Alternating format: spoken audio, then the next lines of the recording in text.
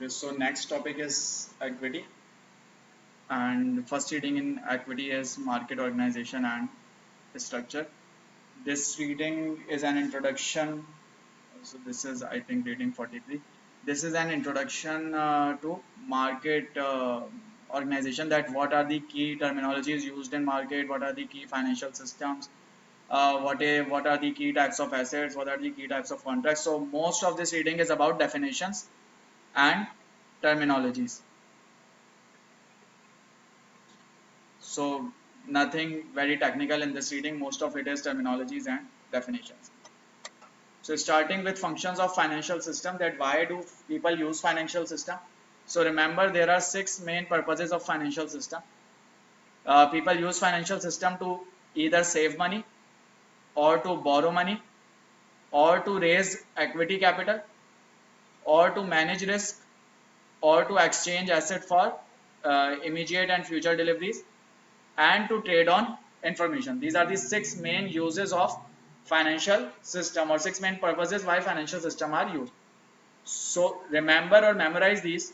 If you are asked which one of the following is a purpose or which one of the following is not a purpose, you should be able to identify that. Now, how do you analyze a financial system? So remember, a financial system is said to be effective if it fulfills these purposes. So if a financial system fulfills the purposes for which it is made, then it is said to be effective. If a financial system does not fulfill the purposes or objectives, then it is not a good financial system or not an effective financial system. So these are the purpose for which people use it. What are the main functions of financial system? So main functions are to facilitate achievement of these purposes, discovery of rates of return, and allocation of capital to best use. These are the 3 main functions of financial system. If a financial system fulfill these 3 functions, then it is said to be effective. If it does not, then it is said to be ineffective. So that means fulfilling these purposes. In order to fulfill these purposes, you should have sufficient instruments available. That is, if someone want to borrow, he should have a borrowing instrument available. If someone want to lend, he should have a lending instrument available. If someone want to save, he should have a saving instrument available. If someone want to raise equity capital, there should be instruments available to raise it. If someone want to manage risk, there should be risk management instruments available like derivatives. So availability of instruments and availability of structures will, or availability of system will help achieve these purposes. Moving on, discovery of rate. So how do we discover rate? So there is demand for money. Who generates demand for money? Borrower. Borrower need money, so they are generating demand for money. And there is supply for money. Who is supplying money? Saver. Saver wants to save, so he is supplying money. So for a system to determine the rate of return, the optimal rate of return is the one at which demand for money becomes equal to supply of money. That is, borrower will be willing to borrow at a certain rate, saver will be willing to save at a certain rate. The rate at which these two become equal, that is the optimal rate or market rate. The market will operate at that particular rate. If supply increases, rate can go down. If demand increases, rate can go up. So appropriate rate or the market rate would be the one at which aggregate savings equal aggregate borrowings. Any problem so far? Then once you know the rate and you are borrowing capital or you are using capital, you will be borrowing from one end and investing into another end. So when you invest, you have multiple options. You can invest here, you can invest here, you can invest here, or so on. Let's say this has a high NPV, this has a low NPV but still positive, and this has a negative NPV. If you invested here, overall value will increase. If you invested here, overall value will decrease. That means capital needs to be allocated to those projects which provide higher value or higher NPV. Otherwise, value for capital in the overall economy will decrease. So that is another function of financial system, which is allocation of capital to best use, that it should be provided or it should be used in the best place. Any problem so far? Determining rate of return, this we have discussed and you should go through the theory. That is, there is a demand from borrower, there is a demand from saver, sorry, there is a supply from saver, and the point at which supply from saver meets the demand from borrower, that is the point at which market will set the rate. Demand from borrower also is also called bringing money from future to present. Borrowing means bringing money from future to present. You do not have something today, you have borrowed it, so you have brought something from future to present. And saving means taking money from present to future. That is, you have money today but you have forgone it, you have given it to someone, and now you will take it back in future. And equilibrium will be where these two meet, demand and supply meet. Capital allocation efficiency, which we just discussed. With respect to capital, there are two types of market, primary and secondary. So let's say if there is a company A, and it needs capital, it can go to investor and issue shares to investor and borrow capital.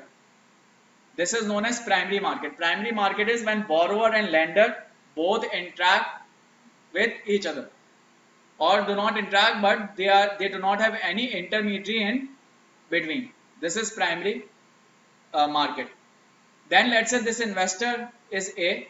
This investor A sells to investor B, sells share to investor B. This is secondary market. So this is primary and this is secondary. Any problem? When company A issues share to A, A will demand certain required return. There will be certain cost of capital for issuing capital in primary market, for raising capital. This cost of capital in primary market does not only depend on primary market but also on secondary market. If this investor thinks that he will be easily able to sell it later, if there is liquid secondary market available, then he will be willing to accept a lower return here. But if he thinks that they will have problem selling it later, or secondary market is illiquid, then primary market cost will be higher. So that means cost of capital in primary market would have a link to the liquidity of secondary market or to secondary market. If liquid secondary market is present, cost of capital at primary will be lower. If liquid secondary market is not present, cost of capital at primary would be higher. Any problem, questions so far? So those are the types of markets. Moving on to asset and contracts, what type of assets are available? So there are in general three broad categories of assets, or two broad categories then further divided into three: financial assets and physical assets. Financial assets are those that do not have physical existence, for example shares of a company, for example bonds, for example options. Physical assets are those which have physical existence, such as commodities or real estate, etc. So real estate in itself is a type of physical asset. How do you buy it? You buy it through debt and equity. Debt and equity can again be of two types. It can either be public or private. Public is the one in which general public can participate, or anyone can participate or buy or sell. Private is the one which is for a privately held for a specific group of individuals. Public is more liquid because there are a large number of buyers and sellers. Private is illiquid because there is a lesser number of buyer and seller. Then market can be spot or forward. Spot market is if you trade today, and talking about current market, that is spot. If you are locking a contract for future, if you will do transaction in future, that is forward market. Primary versus secondary we have discussed. Money market versus capital market. So market for fixed income instruments or fixed income securities is known as money market or capital market. Money market is market for instruments with less than 1 year maturity, and capital market is market for instrument with greater than 1 year maturity.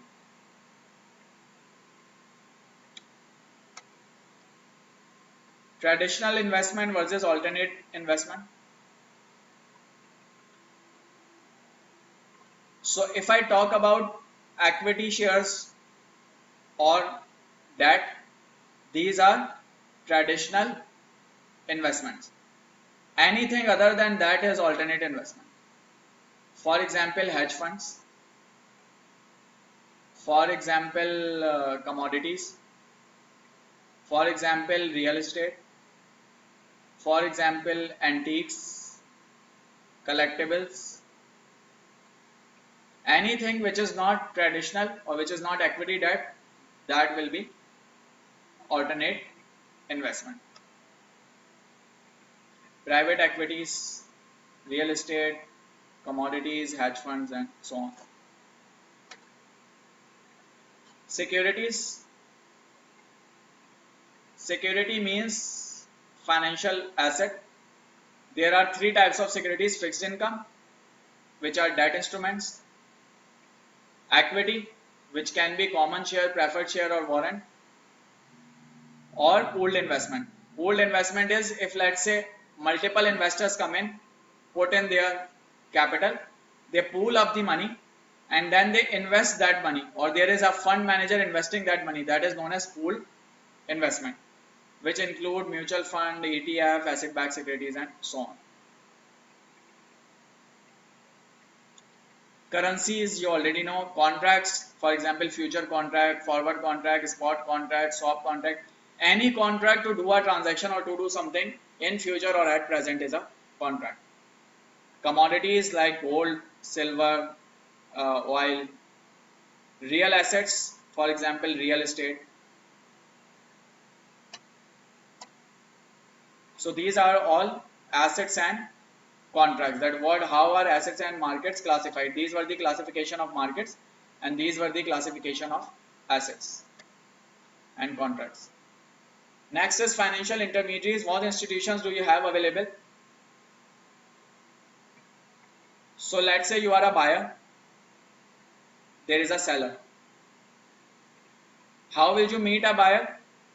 There might be a place where all buyers and seller come in and meet. That place is known as exchange. How will you trade? So you will have to give something and take something. So there might be an entity or a broker which performs the trade on your behalf. You tell this to broker and broker does the trade. That intermediary is known as broker. Let's say you have to sell a big share of your business. For example, you are separating a business, you are selling a business. You cannot go to exchange and sell the business. You can sell some shares, but you cannot sell your complete business. So or let's say you have to issue new equity, or let's say you have to buy a private business, or anything, any transaction which cannot be done here. For that, what you will do is you will go to some other party, like for example an investment bank, who would find a buyer for you, or who would complete the transaction or do all the transaction. That is known as investment bank.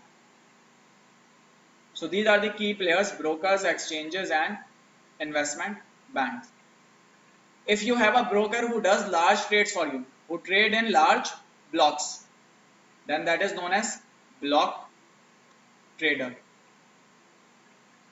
or block broker. Block broker is that broker which perform large trades. Then you have some other systems available, trading systems or exchanges available, like for example ATS, also known as ECN or MTF. What are these? These are trading venues that function like exchanges, remember the keyword, but do not exercise regulatory authority over their subscribers. When we talk about exchange, exchange has regulatory authority.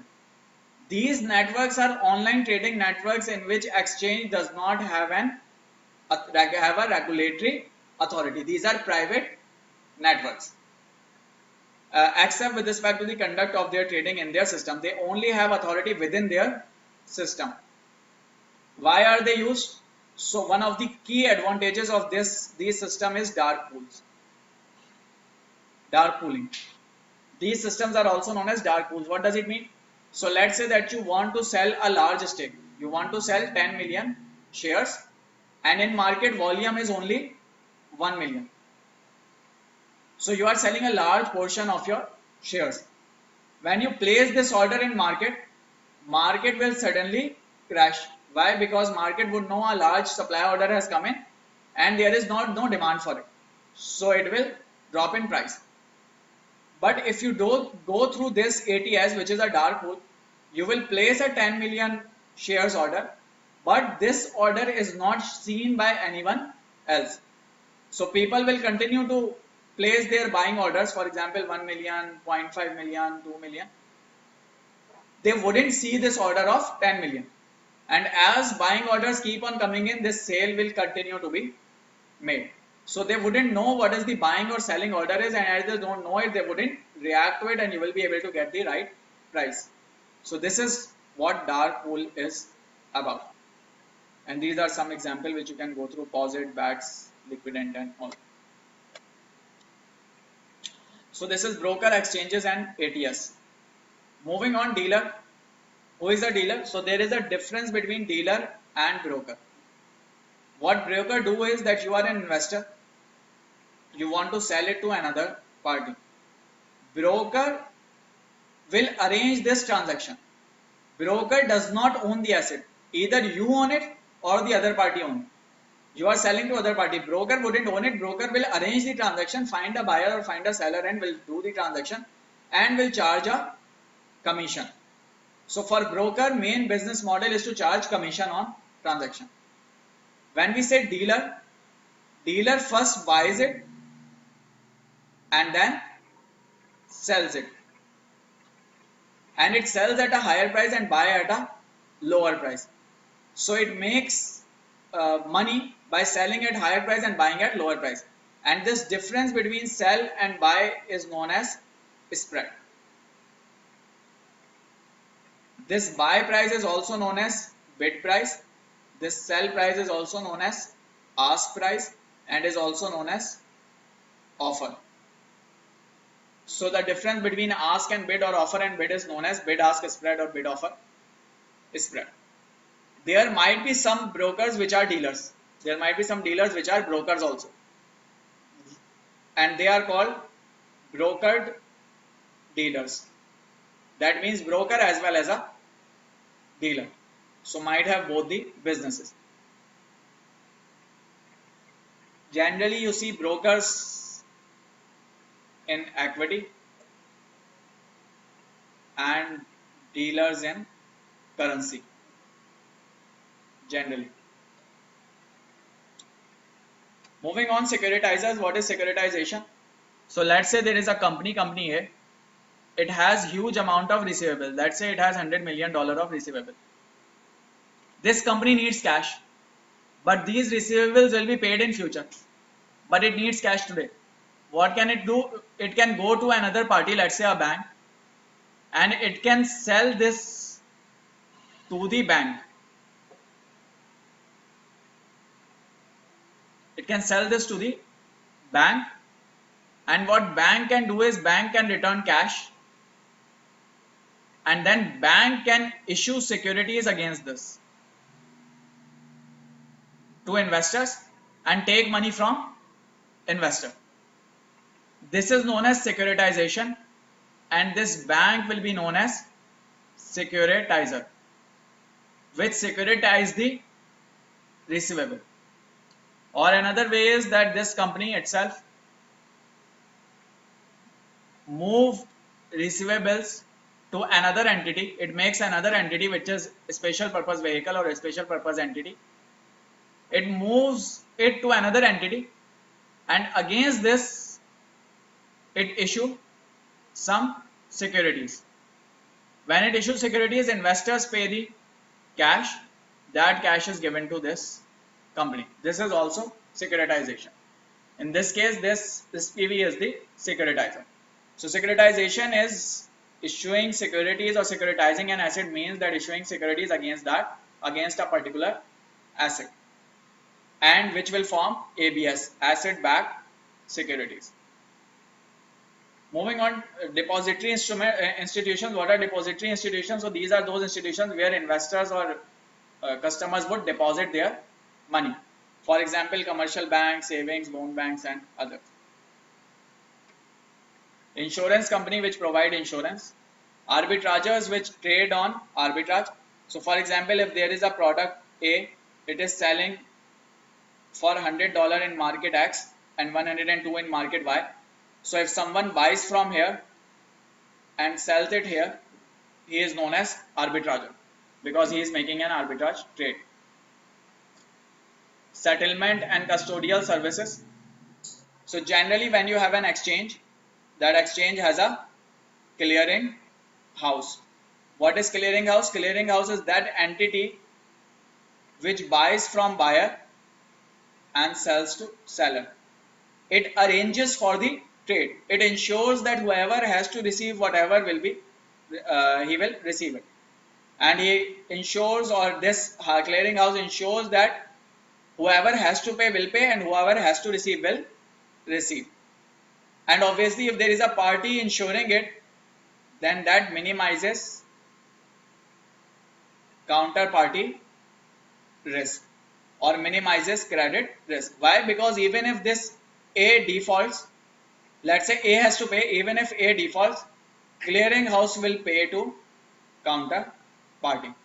So counterparty risk is minimized. This does not mean it is eliminated, because even clearing house can default, but it is minimized. So that is about institutions or intermediaries. So we have discussed functions, then we discuss, after functions we discuss assets and contracts, then we discuss financial intermediaries, and next is positions. So with respect to position, there can be a long position or a short position. Long means buy, short means sell. Short selling means selling something which you do not own, which you do not have.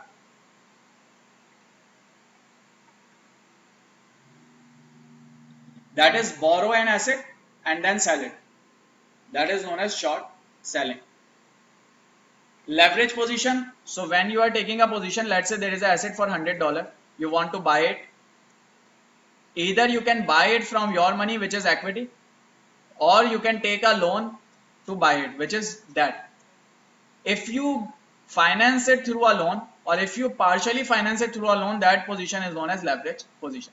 So for example, if I have to buy $100 asset, if I put $60 as mine and $40 as from loan, it is known as leveraged position. Leverage means that you have taken debt for that particular position.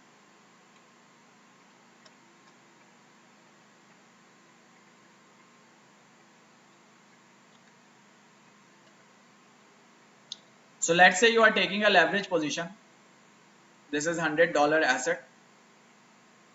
You have invested $60 of your own, which is equity, and $40 of debt. Now there are certain terms which you should know. For example, margin loan. What is margin loan? Borrowed money. So this is margin loan. Now if you have borrowed money, you will have to pay an interest on it. When you pay an interest, there will be certain rate of interest through which you will pay it. That rate of interest is known as call money rate. interest paid on by the investor on borrowed money. Now when you make this transaction, when you are buying $100, let's say you are buying from X. X may have a restriction, or maybe there is a regulation that in order to buy this, you have to put at least 50% of your equity. That is, at least 50% in the total value should be your equity, which means in 100 at least $50 should be your equity. This is known as initial margin requirement. Initial margin requirement is the percentage of equity which you should put initially or at start. Any problem so far? Now let's say that you are told that initially you have to put 50% as equity. Now as you move on, asset price can go up or go down, so you can have a benefit or a loss. Let's say asset price goes up, you will have a benefit. So for example, let's say that you started with $100,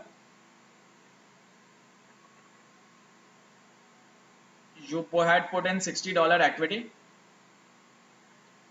for this $100.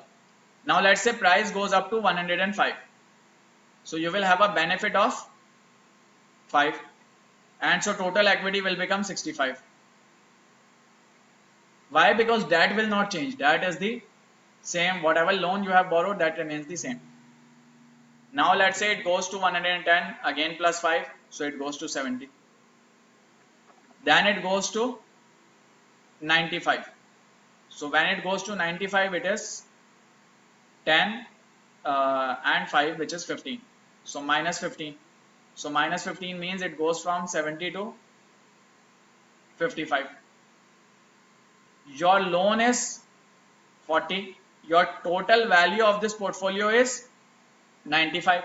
From 95, your equity is 55.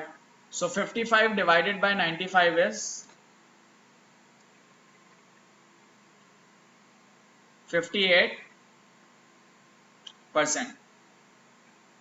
And your initial requirement was 50%.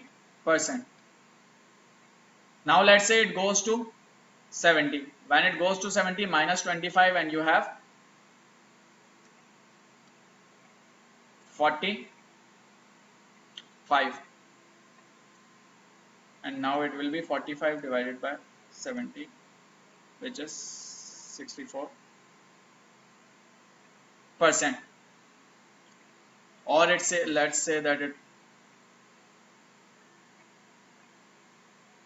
goes to 130, and if it goes to 130, your total will be 90, and it will be 90 divided by 130, which is 69%.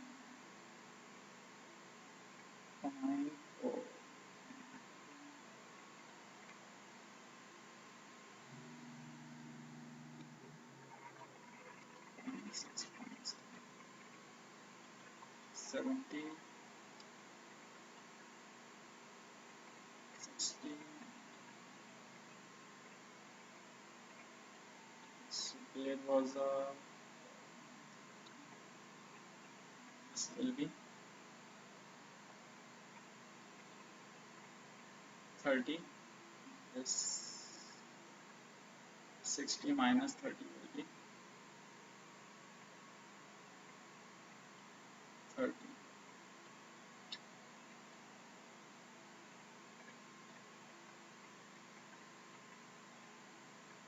So plus 5, when it goes up, plus 5, 65. If it goes from 100 to 110, plus 5 plus 5. So if I take cumulative gain, it will be 10, and 10 would mean 60 plus 10 would be 70. If it goes to 95, cumulative gain will be minus 5, and this will be 55. And if it goes to 70, cumulative gain will be 100 minus 70 minus 30, and it goes to 30. When it goes to 30, 30 divided by 70 will be 42%. it will be 42%. So as it is 42%, it means that you have fallen below the initial margin level. So if you fall below the initial margin level, then do you invest more money or what happens? So remember, initial margin, once you have started with the transaction and you have maintained or you have put in 50% of the money, which is initial margin, then next type of margin which you look at is maintenance margin. Maintenance margin tells you that how much should you at least have in your portfolio in order for you to do the or continue the transaction. So let's say maintenance margin is 45%. This means that at any point of time your equity should not fall below 45% of total value. So in this scenario, if it goes to 70, then equity becomes 42%. As equity becomes 42%, that means you have fallen below maintenance margin. When you fall below maintenance margin, exchange will call you and ask you to deposit more money. This call which exchange may make is known as margin call.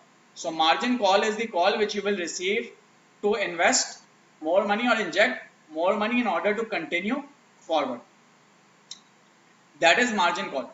And when you invest further, then you do not take it from 42 to 45. You are required to take it from 42 to 50 again. So this is the difference between initial margin, maintenance margin and margin call. So initial margin is the initially required proportion of equity. Maintenance margin, below which you are asked to deposit more. When you deposit more, again you have to take it to initial margin. So these are some terminologies to remember: maintenance margin, margin call. What is financial leverage? It is relation between risk and borrowing. If borrowing increases, risk increases, and we call it to be an increase in financial leverage. What is leverage ratio? It tells you how much is leverage and how much is equity. So it is value of position to the value of equity.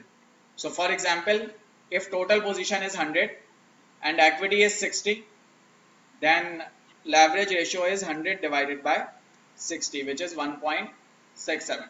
If leverage ratio increases, that means borrowing is increasing, and if leverage ratio decreases, that means borrowing is decreasing.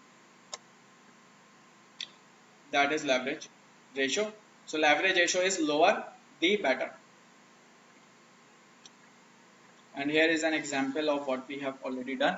So why would you want to get leverage? You would want to get leverage because it offers higher return, abnormal return. You only have $50, but you can take a position of $500 by taking $450 of borrowing. But if there happen to be losses, then your losses will also be magnified. So it will magnify return, but losses will also be magnified. And this example shows this. A buyer buys a stock on margin and holds the position for exactly 1 year. By margin means on loan or leverage position, during which time the stock pays a dividend. For simplicity, assume interest on loan and dividend both paid at the end of the year. So what is the purchase price? 20 per share. Shares purchased are 1000. So that means initial investment is 20 into 1000, which is 20,000. From this 20,000, some would be from equity and other would be from debt. So leverage ratio is 2.5. Leverage ratio is total value divided by equity. This is 2.5, which means 2.5 equals to total value divided by equity. If total value is 20,000, then equity will be 20,000 divided by 2.5, which is 8,000. That means 8,000 is equity, 12,000 is debt. Any problem so far? That means you are putting in 8,000 of your money. So this is your investment. Then when you buy the shares, they have told you have to pay a 0.01 commission. So if you buy 1000 shares, you will pay a commission of $10. So that means your total outflow initially is you have put in $8,010, $8010. Now question is that what is your return? So this is something that you have invested. 8010 is your outflow initially. Now what is your return? So share price goes from 20 to 15.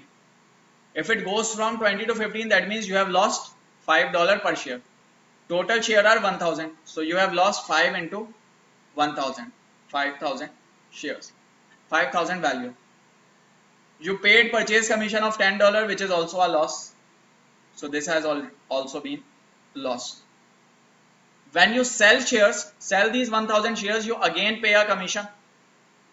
So that is selling commission. Your loss. You borrowed money of 12,000. 12,000 was debt. So when you borrowed it, you paid some interest, and interest was 12,000 multiplied by call money rate, which is 5%.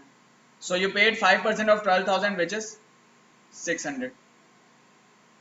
And you receive dividend. Dividend is 0.1 per share. So 0.1 into 1000 is 100. So you paid and received these amounts. These are your total loss or gain. So if you look at it, if you sum it up, then you started with 8010 of equity, and when you make adjustment for all these losses and gains, you ended up with 2490 of equity. That means your value dropped, equity value dropped from 8010 to 2490. So there was only a loss from 20 to 15. That means share price dropped by 25% only, but your value dropped by about 70%. So you had a drop in value by 69%. Why? Because you took a leverage position. Had there been gain, gain would have been magnified, but as there was a loss, loss also magnified. Instead of 25%, your value dropped by 69%. So this is how leverage position increases risk.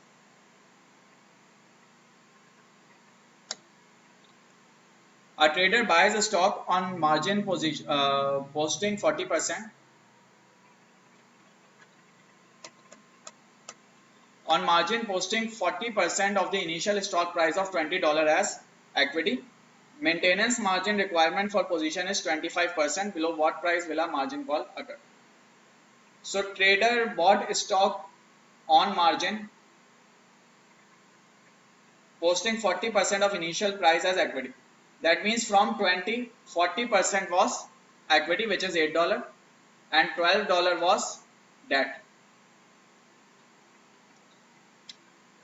The maintenance margin requirement is 25%. Maintenance margin means that at any point of time, equity to debt ratio equity to total value ratio or price ratio should be equal to 25%.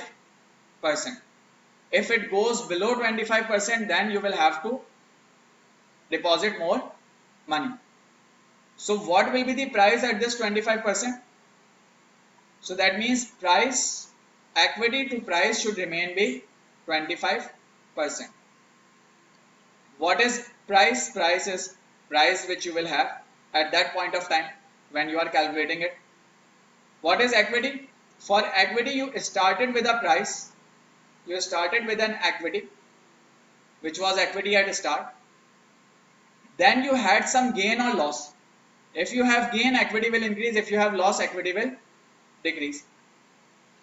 So what is the gain or loss? Gain or loss is new price minus initial price. So new price minus initial price is your gain or loss, which is change in price, plus initial equity to price ratio should equal 25%. So that means 25% equals to initial equity, which is 8, plus price at end, minus price at start, which was 20, divided by price at start, which was, sorry, price, new price, which is P. And when you solve for it, P will come out to be some number, and what is it? It will be, if you solve for it, it will be 0.25 P equals 8 plus P minus 20, which means 0.75, 20 minus 8, 12 divided by 0.75, 16. P comes out to be 16.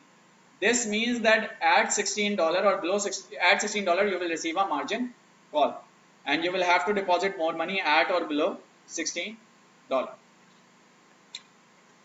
Any problem with this formula? So this new equity in numerator is initial plus increase in price, and the ratio of new equity to price is 25% for maintenance margin. Any problem, question so far? So this is about positions. When you have a position, how do you take a position? You take a position by placing an order.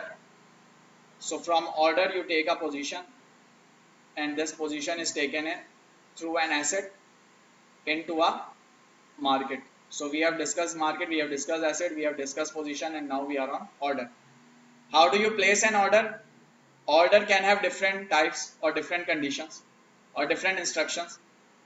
So instructions for order can be divided into three categories: execution, validity, and clearing. Execution tells how to fill the order, validity tells when to fill the order, and clearing tells how to arrange the final settlement. So what are execution instruction? Execution instruction tells the broker that how should the order be filled. What do we mean by how should the order be filled? So let's say that an asset is trading at $100. So you can tell the broker that buy the asset no matter what the price is. Buy the asset at whatever price is available in the market, or sell at whatever price is available in the market. This is known as market order. That is, buy or sell at whatever price is available in the market. Or you can tell your broker that buy only when price is $95. Or for example, you say that sell only when price is $105. This is known as limit order. That is, you have set a limit to your order. You haven't asked to buy or sell in the market directly, but you have given a price at which you should buy or sell. Then broker will wait to buy it or wait to sell it. Only when this price is reached, he will buy or sell. Any problem so far? So there will be some bids in the market. Bid means prices at which it is bought, and there will be some offers in the market. Offer means price at which it will be sold. And best offer is lowest offer in the market. Why? Because buyer would buy from the lowest seller price. So best offer is lowest offer, and best bid is highest bid. Why? Because seller will sell to the highest price buyer. So for example, let's say these are bids 10, 9, 8, and these are offers 8, 9, 10. If someone wants to sell, he would sell to this one first, then second, and then third. So this is the best bid. If someone wants to buy, he would buy from this one, lowest price. So this is the best offer. Now if your limit price is placed above best offer, then that is known as marketable limit order. So for example, best offer is $8 and you have placed an order to buy at $9. This is known as marketable limit order. Why marketable? Because it can be instantly executed in the market. On the other hand, if it is other way around, if your price is higher than the highest offer, then it is known as behind the market. That is, your order will not be executed instantly. For example, best bid is 10. You have asked to buy at 9. So first he will buy it, then you will buy it. So you are behind the market. So that is the difference. Moving on. So when you asked to buy at 95, you would have given some number of shares. Let's say you asked to buy 100 shares for 95. So maybe 75 shares are available at 95. Maybe 80 are available. So should the broker buy or not? For that you give other instructions. So there can be all or nothing order. All or nothing order means that either buy all of these or do not buy it. Only if 100 are available at 95, buy it. If 100 are not available, 75, 80 or whatever amount is available, do not buy it. That is all or nothing with respect to buying or selling. Hidden order. For example, you gave the order to the broker of 100 shares, but from this 100, broker is only showing 70 on exchange. Rest of it is hidden. That is known as hidden order. Display size. So whatever size is displayed on the screen or displayed to others, that is known as display size.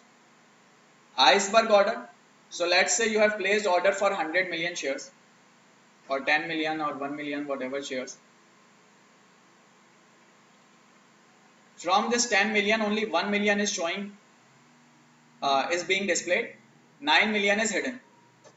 This is known as iceberg order. Iceberg is when a major portion is hidden.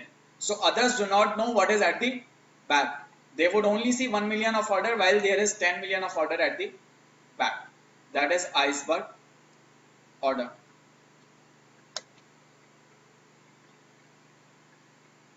Let's say that bid is $9, $10, $8 and offer is 8, 9 and 10. Or let's say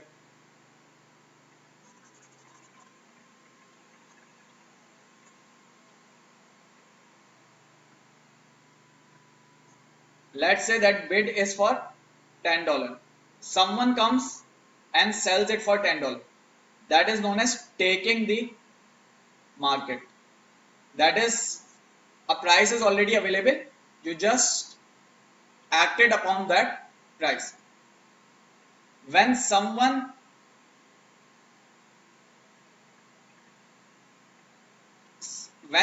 creates a market, that means that, for example, let's say there is no seller or there is no seller at 10, but buyer comes in and places a price of 10. Now others can come and take the market. That is known as making the market. So making the market is when you initiate an order. Taking the market is when you respond to that, when anyone else responds to that order and takes the order. So making the market or market makers actually lead to high liquidity or increase in liquidity. If there are more market makers, there is more liquidity.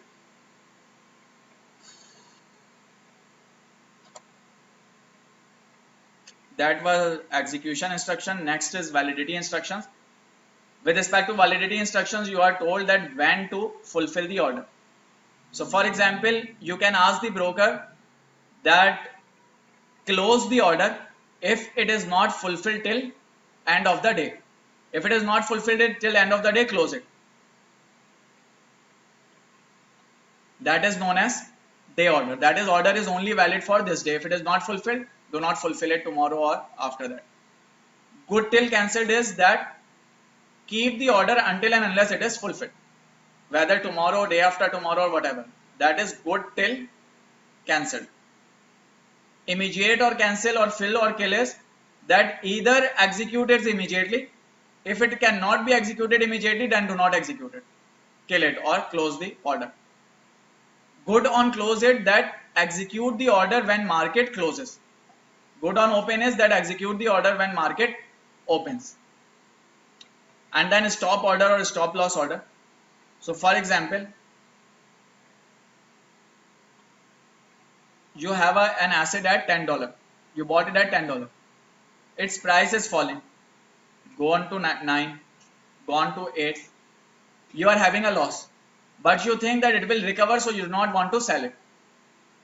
But there is a limit to which you will allow it to drop. Let's say you decide that if it falls below 7, I will sell it. I will not bear any more of losses, because then the chances are it will continue to fall. So if you give an order to your broker or to your trader that bear the loss, take the loss, but if price falls below 7, sell it. That is known as stop loss order. So if you have placed a stop loss at 7, that means your order, your asset will be sold at $7. Broker will wait till 7, and if 7 is breached, it will be sold. Any problem so far? Clearing instruction is simply telling broker and exchanges how to arrange final settlement of trade. So let's end it here, and then we will continue in next class.